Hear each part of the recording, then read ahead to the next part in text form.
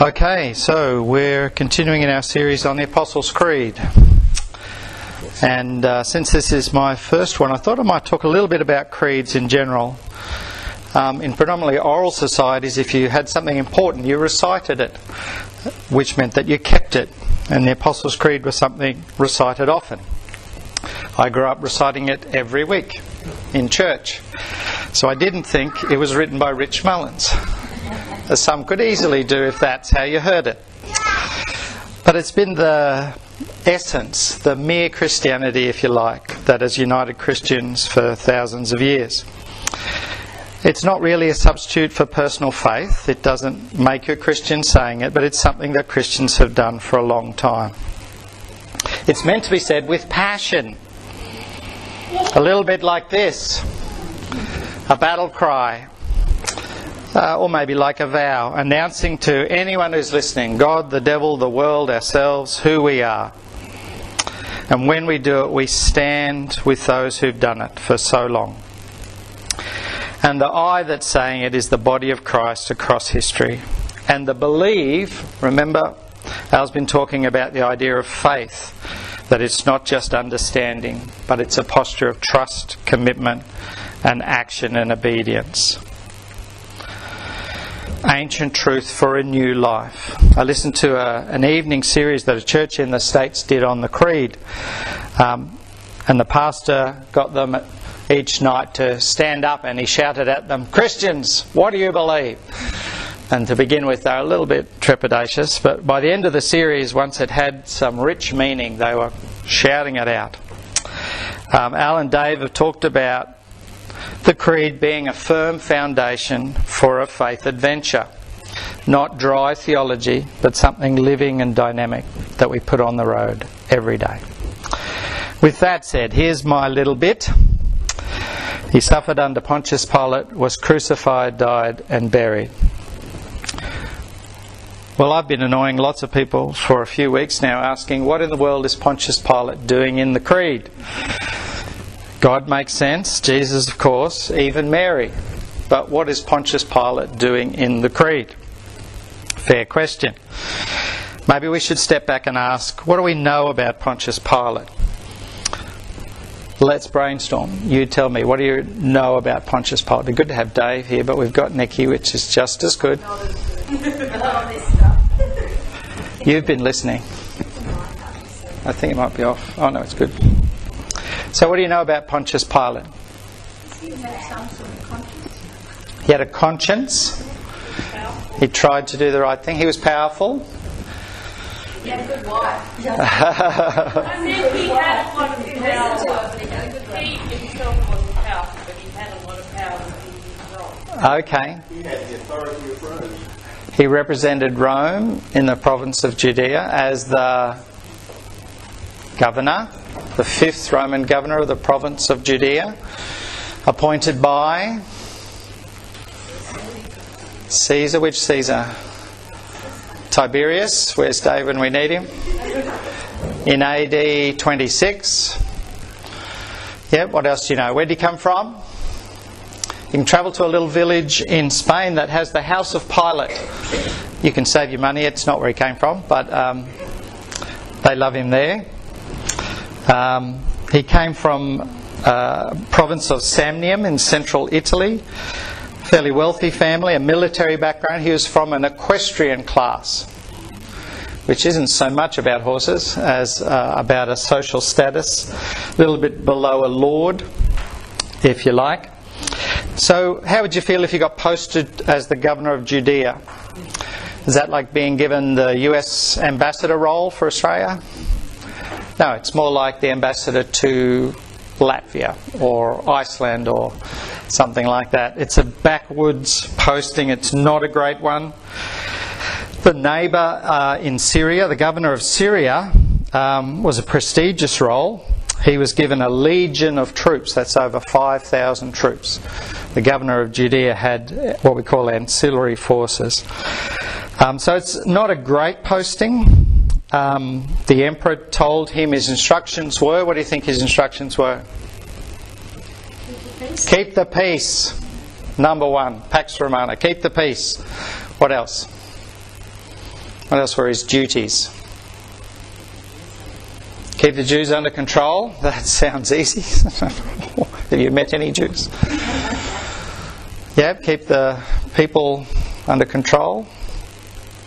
Collect taxes, yeah. Number one, keep the peace. Number two, collect your taxes. And Rome governed fairly magnanimously if you followed those rules, and maybe even gave a bit of deference to Roman gods. That's not going to happen for the Jews, is it? The governor was responsible for construction projects and, of course, capital punishment. Sounds straightforward, but not so easy. So the governor resided in Caesarea on the coast there, and down there is Jerusalem.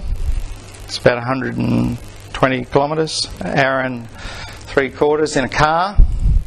Not for them though. So here we are a couple of years ago coming into Caesarea, beautiful spot.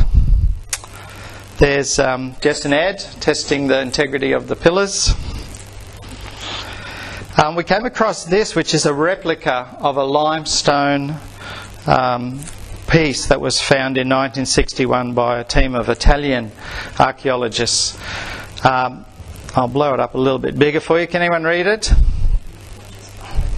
Yes, the middle there is Pontius Pilate. Before we found this, the story was that Christians made him up. He didn't exist because there wasn't a lot of evidence about him. But here there's record of Pilate as the prefect of Judea, the bottom line there, dedicating this, probably a temple, to Caesar. And I got this from an auction site. You can buy these coins. These are coins minted by Pilate.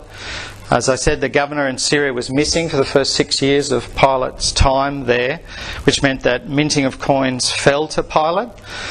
He was a politician. Can you see the emperor's face there? Remember the story? Jesus said, "Bring me a denarius." So this coin, a pewtar, one of the lower denominations, on one side you can see around the outside Tiberius Emperor in Greek, and a Roman staff. It's a sort of a Roman symbol, fairly inoffensive. On the other side is sheaves of barley, which is a Jewish symbol. So he's chosen inoffensive Roman and Jewish symbols without sort of the image of the emperor. This is from AD 30. So he was trying to be politically correct, even in the way he minted coins. This is, we call it the Hippodrome. They called it sometimes the Great Stadium at Caesarea. There's Ben's wife Emma. This is an aqueduct carrying water. Some of our party, Emily there, Ben posing like he's not posing. We'll hear a little bit more about the aqueduct later. So at Passover the governor would take his troops up to Jerusalem. We say up even though it's south because it's uphill.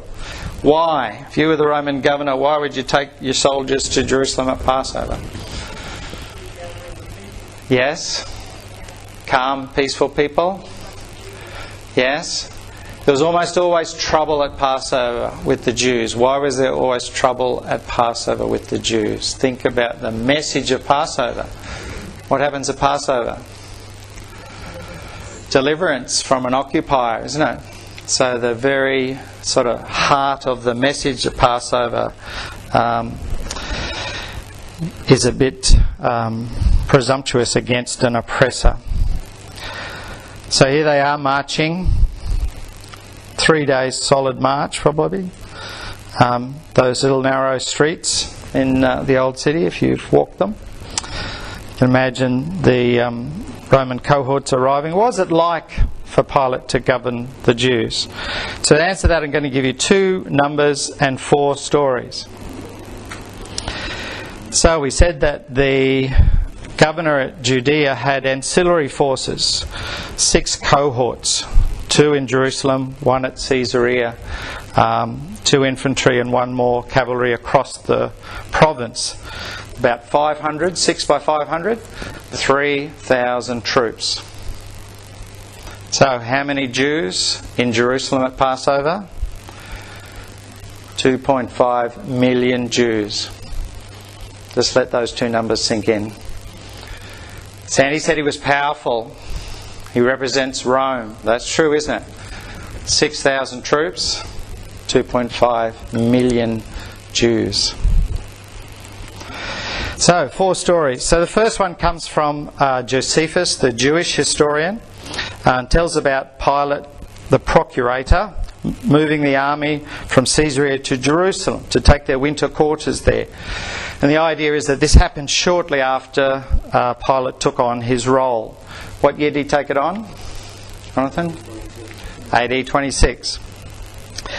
So he introduced Caesar's effigies, this is quoting from Josephus, which were marked upon the ensigns. I know Dave's talked about this and Nikki was listening.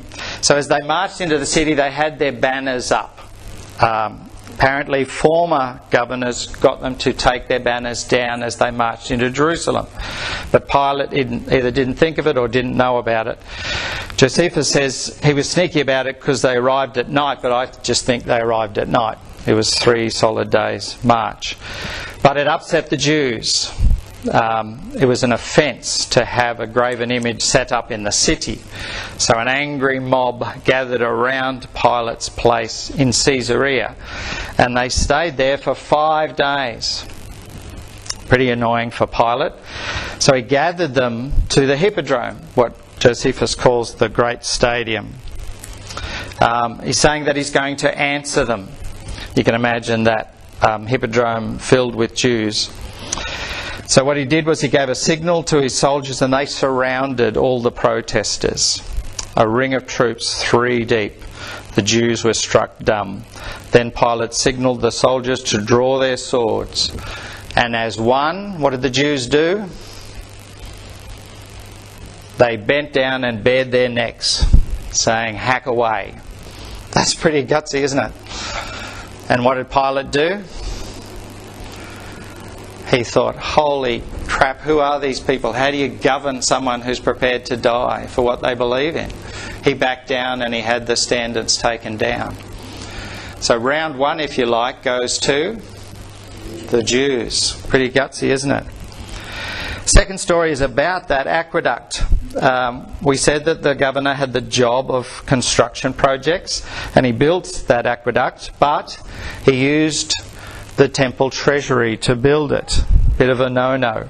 The people were not happy. They made a great clamour. You can imagine them chaining themselves to bulldozers and the like to stop construction. So he's learned a little bit. He sent his troops into the crowd disguised as civilians. And their orders were not to use their swords, but to use clubs. And at the signal, they clubbed them. And lots died. Some of them clubbed to death, some of them in the rush to get away. And the fate of those who perished horrified the crowd into silence. And the protest stopped. Round 2 to Pilate. What was the difference between round 1 and round 2? Sneak attack, yeah. He infiltrated the crowd with his men. No swords. Clubs. Okay, Philo of Alexandria, writing in about AD 38, talks about Pilate setting up gilded shields, are his words, dedicated to Emperor Tiberius in Herod's palace in Jerusalem. The Jews protested. They implored Pilate to take them down. He said no. They wrote to the emperor. Straight away the emperor wrote back and said, take them down. They were moved to the temple dedicated to Augustus in Caesarea. And Philo tells us a little aside there that Pilate was afraid that the people would tell Tiberius about some of his corruption, which included some improper executions without trials.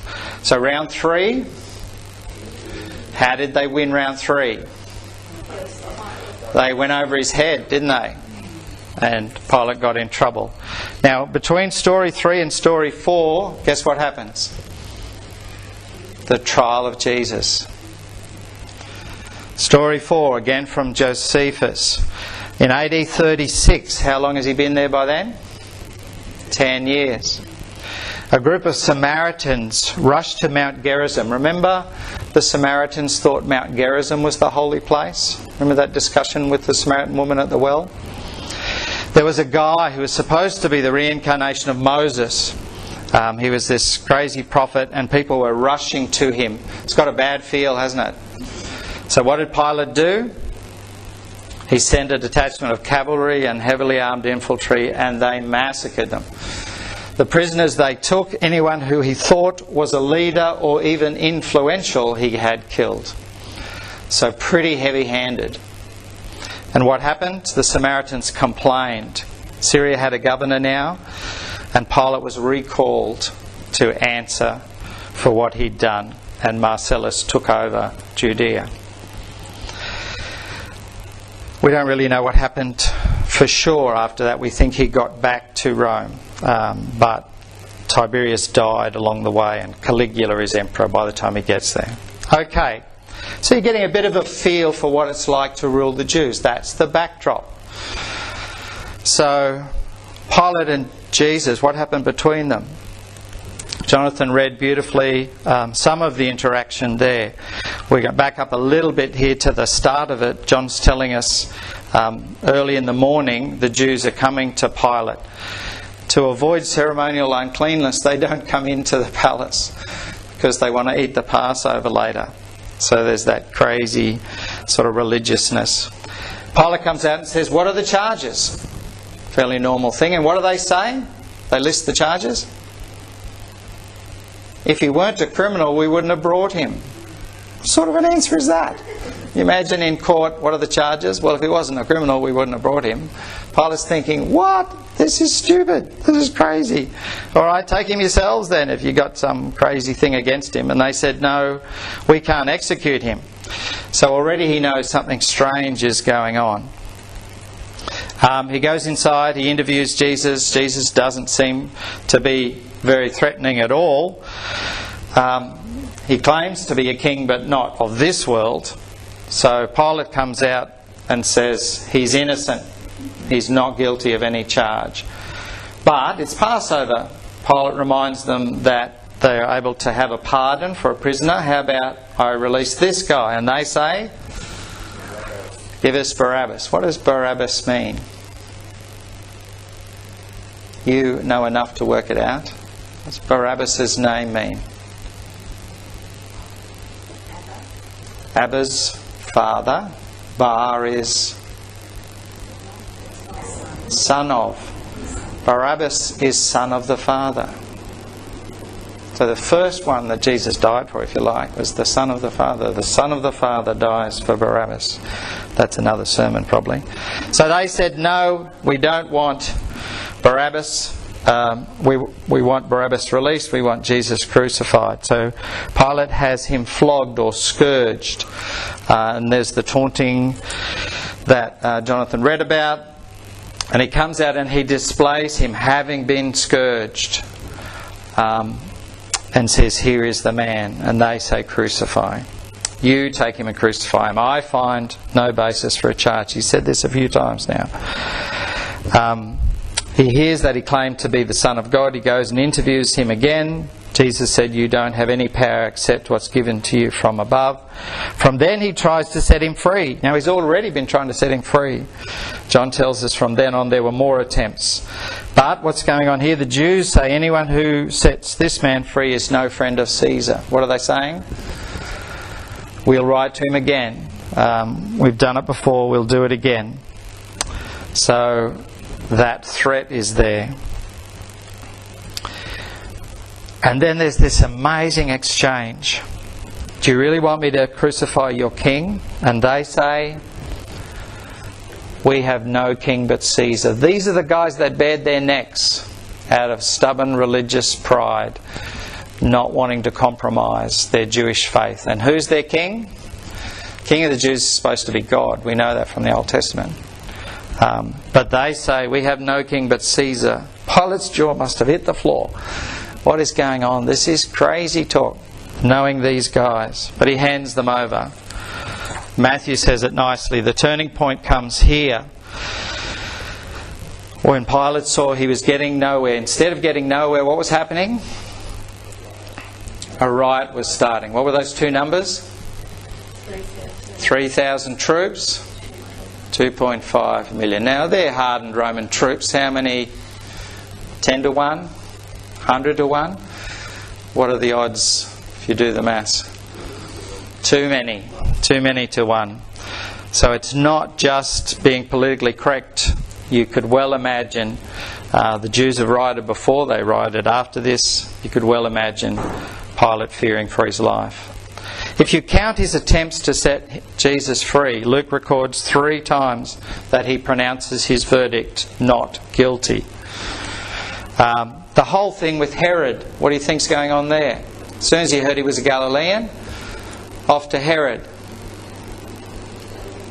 Delegate, hopefully it won't be a problem for him. And maybe Herod will find no fault with him like I have, which he did. So I think the whole Herod thing was a hope that he would have to avoid condemning him. And then Barabbas, we know, was an attempt to get him set free. And then the scourging. People died from scourging. The Roman flagellums tore flesh to the bone, to ribbons. People died from scourging. Mel Gibson did not underestimate it. And then he brings him out and says, Ecce homo in Latin, behold the man. Anyone with any shred of humanity looking would have had mercy. That's enough.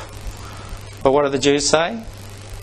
They screamed all the more, crucify him. I think that was an attempt to appeal to the humanity of the Jews. But they said no mercy.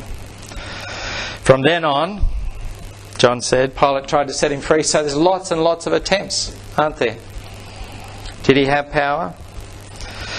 What did he do wrong, do you think?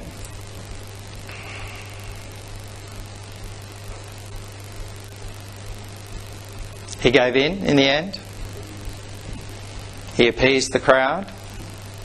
Condemned an innocent man. Yeah. He placed his position, maybe his life, above his integrity. What happened to Pilate? Does anyone know? Eusebius said he got exiled to Gaul. He appeared before the emperor, was exiled to Gaul, where he faced manifest miseries and committed suicide.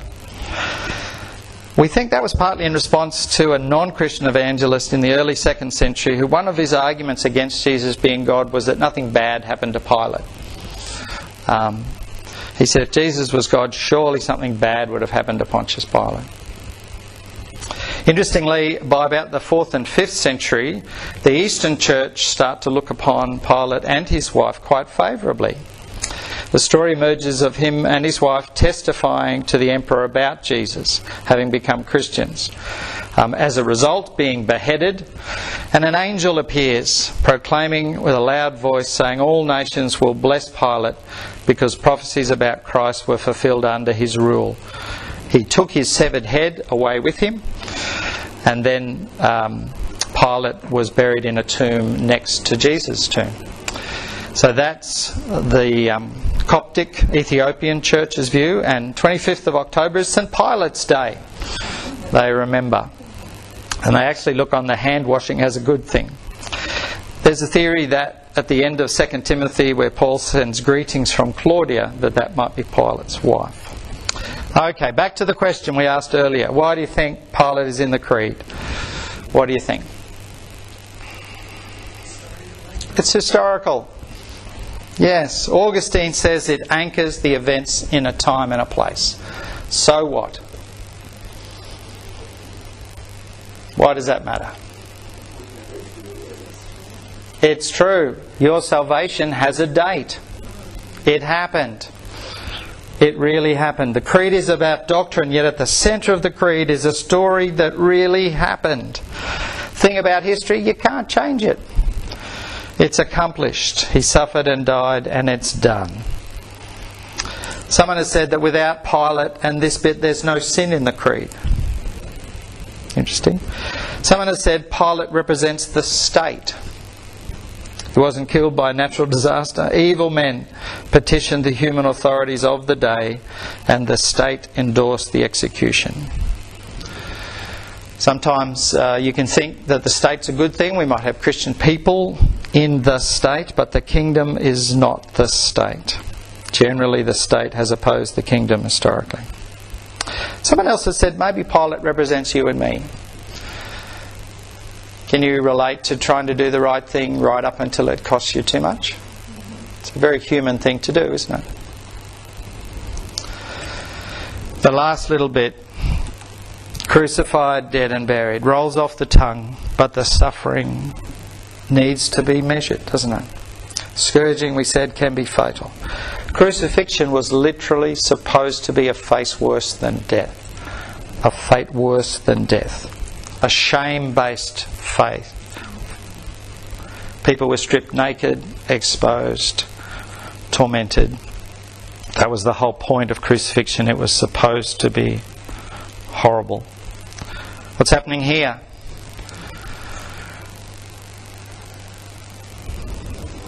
It's gone dark.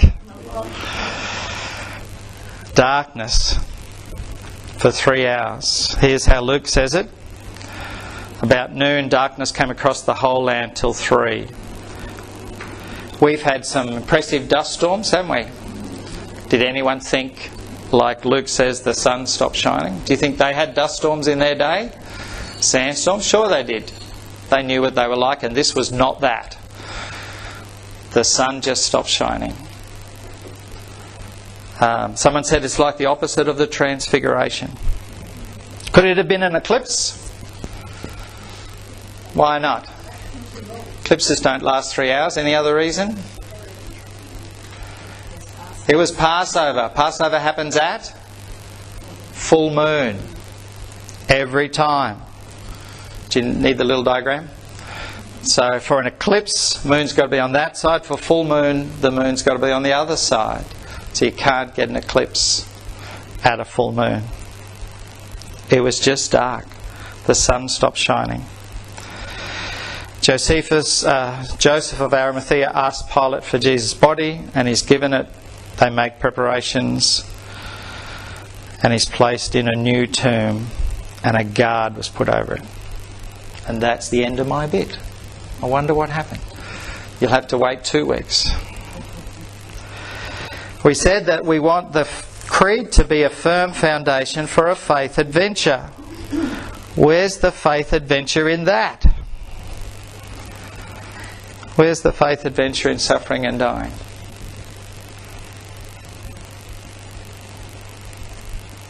Paul knows, he's trying to tell us here in Philippians, I want to know Christ, the power of his resurrection, and participation in his suffering, becoming like him in his death, and so attaining to the resurrection of the dead. I haven't got there yet, I'm pushing on, I'm striving. He's talking about this struggle to participate in the death of Jesus by dying to the old nature. And that's how he lives.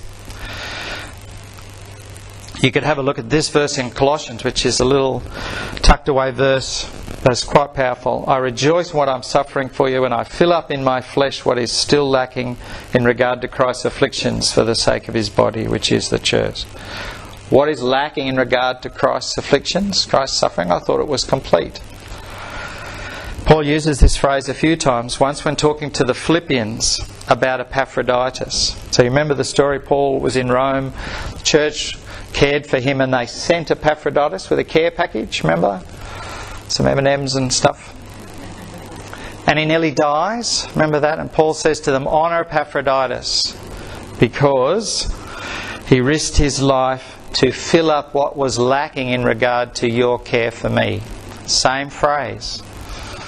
So the church at Philippi cared for Paul, but if they were going to care him more than just praying far away, someone was going to have to walk, someone's feet was going to do the distance, someone's arms were going to carry the care package, someone was actually going to risk their life, in this case get sick and nearly die. If the church was going to wrap their arms around Paul, literally someone had to go with their arms to do it. And Paul's saying that was filling up the bit that's lacking. with your love. And he's saying back in Colossians that we get to do that. Your workplace, they don't see Jesus except as you. And you are filling up the bit that's missing. Bit that's missing is you fleshing it out. And the key that's easy to miss is, what's his attitude to it? He rejoices in it. Yes, there's a cost. Yes, it's like a dying. It hurts. But it's also the secret to joy. Dying to self doesn't make us miserable. It's the unlikely route to joy. The last word goes to Bonhoeffer.